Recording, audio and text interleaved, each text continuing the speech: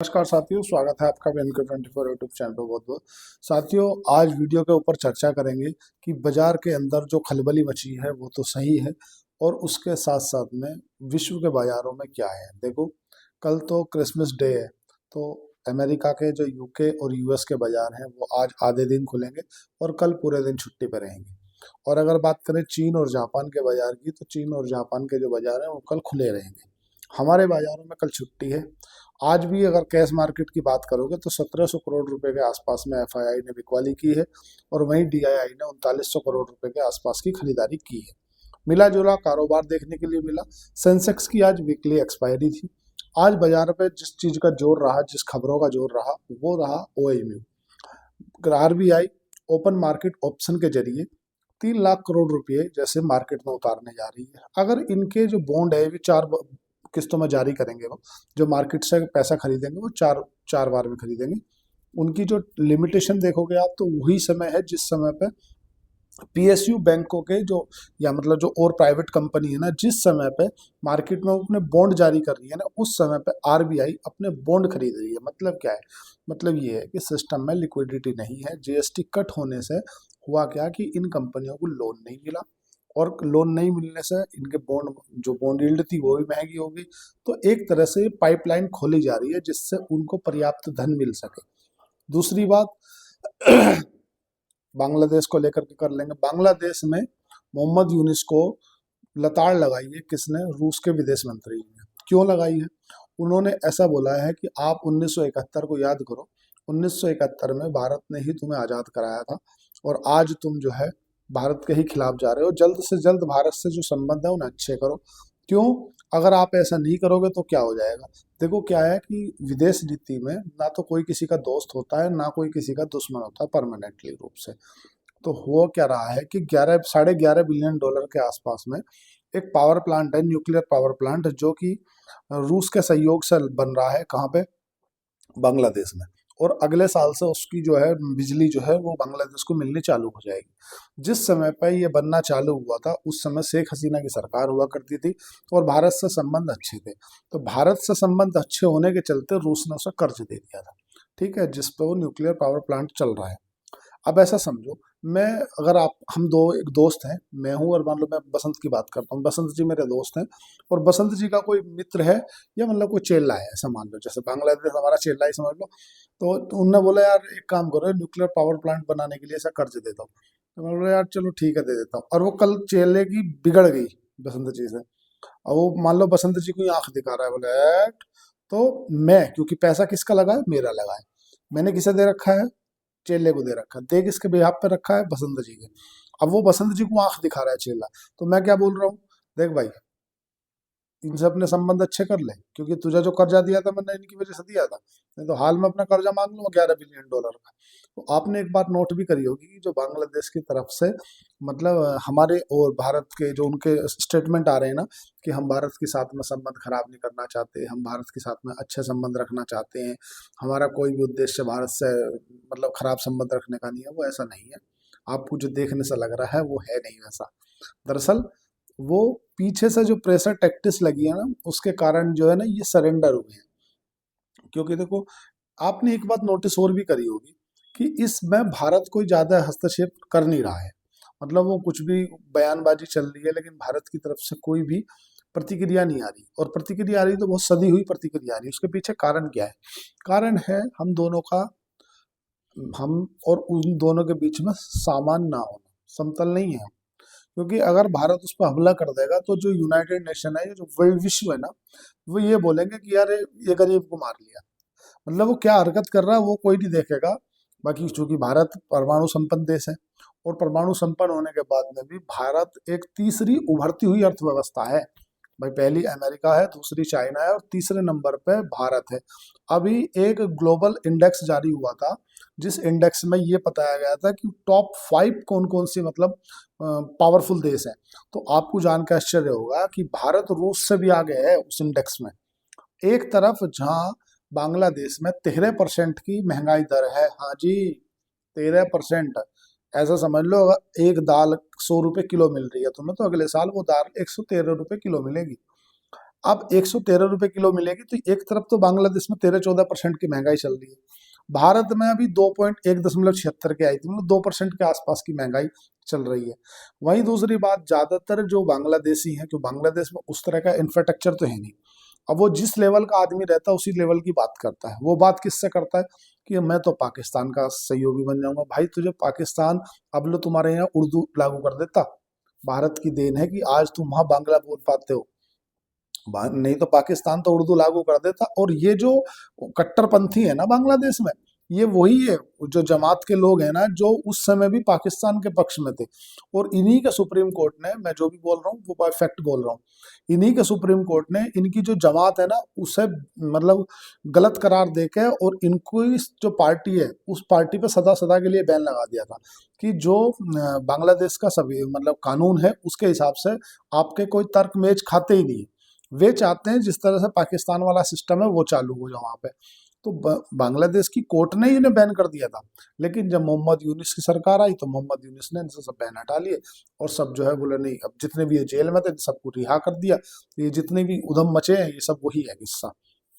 अब आगे आ जाऊं, देखो, एक तरफ जहां मोहम्मद यूनुस के ऊपर ये आरोप लग रही हैं कि अभी जिस तरह से वो चुने हुए व्यक्ति तो है नहीं, वो तो एक तरह से मतलब डिटेक्टिव है, मतलब चला रहे हैं, ताकि वहां पे होना था चुनाव। चुनाव होने के लिए कई बार अमेरिका की तरफ से भी कहा गया है कि आप भाई चुनाव करो, वहां पे चुनाव करो।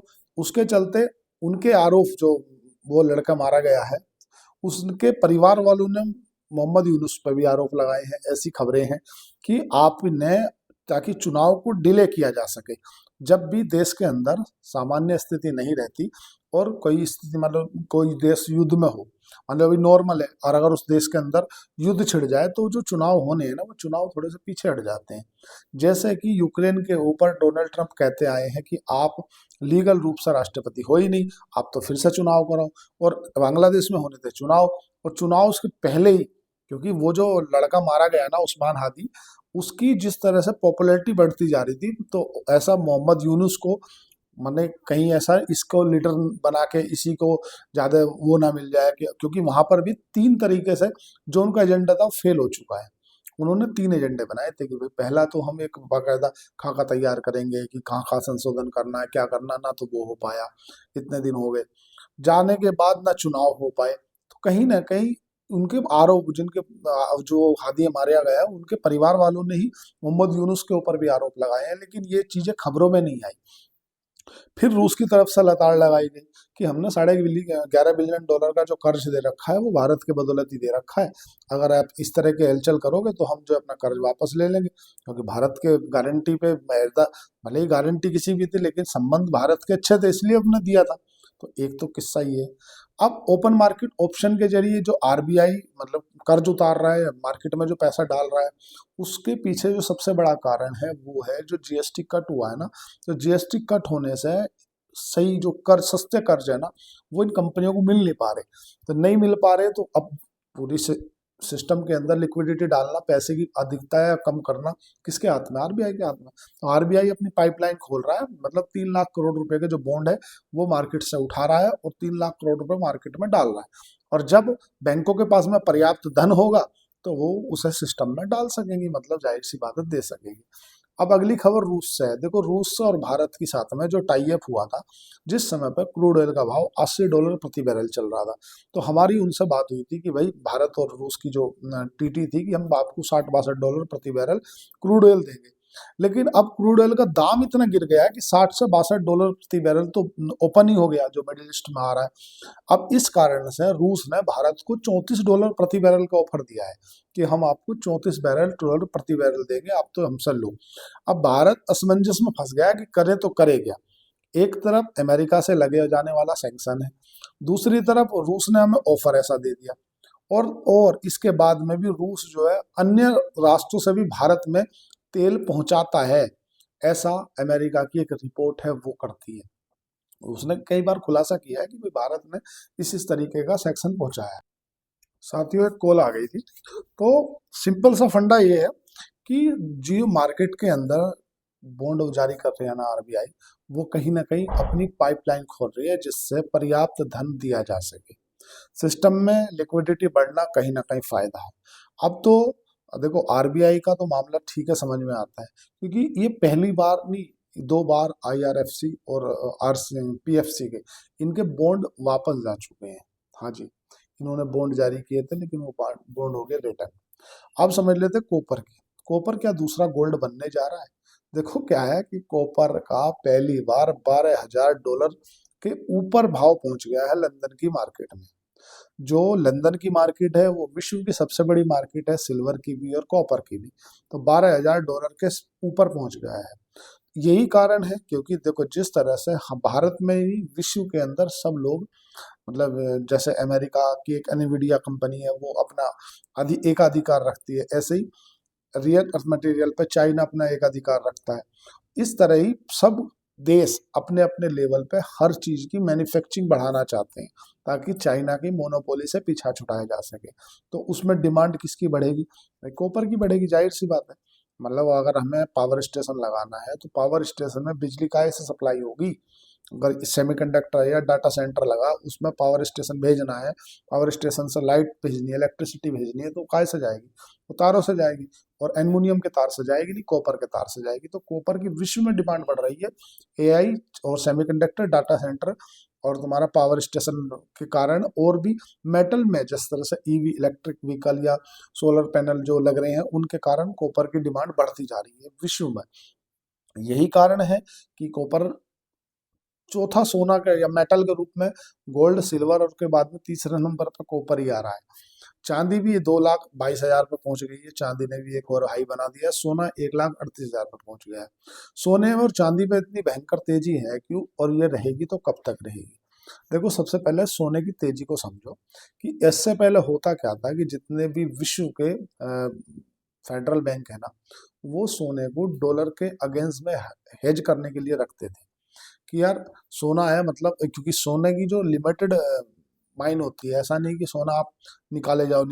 3800 मैट्रिक टन सोना निकलता है पूरे साल में, और 4,000 मैट्रिक टन की तो डिमांड नॉर्मली रहती है। अगर मतलब कोई भी देश के अंदर युद्ध ना हो, क्राइसिस ना हो, झगड़े ना हो, तो नॉर्मल जो सोने की डिमांड है वो 4,000 मैट्रिक टन रहती है, और पूरे विश्व में 3800 मैट्रिक टन सोना निकाला जाता है। मतलब 200 मैट्रिक टन तो पहले ही माइनस में चल रहा है। और तो और जिस तरीके से अमेरिका के डिसीजन हो रहे हैं, डोनाल्ड ट्रंप ने जिस तरह से डिसीजन लिए हैं, तो कहीं ना कहीं जो अमेरिका की 10 साल की बॉन्ड यील्ड है ना, उस पर से लोगों को जो ट्रस्ट है ना वो कम हो गया है। और जो जापान ने अपने जो इस बार बैंक ऑफ जापान ने अपनी ब्याज दरों में बढ़ोतरी की है, तो उससे क्या हुआ है कि जो जापान सबसे सस्ती दरों पर लोन देता था, तो वो लोन क्या होता था वहां से उठाया और दुनिया भर के मार्केटों के बॉन्ड खरीद लिए। तो बॉन्ड हमेशा मतलब सेफ माना जाता है। सबसे ज्यादा किसकी करेंसी, मतलब सबसे ज्यादा किसकी कंट्री की इकोनॉमी में भरोसा लोगों को? अमेरिका की। तो अमेरिका के बॉन्ड खरीद लेते थे। तो हुआ क्या कि अब जब अमेरिका में डिसीजन गलत होने लगे तो उसके चलते लोगों ने अमेरिका के बॉन्ड बेचने चालू कर दिए। क्योंकि भाई जिस तरह से आप बताओ, अमेरिका में सेटल डाउन हुआ, अमेरिका में ट्रंप ने बेतुके डिसीजन लिए जिससे इकोनॉमी को नुकसान हुआ।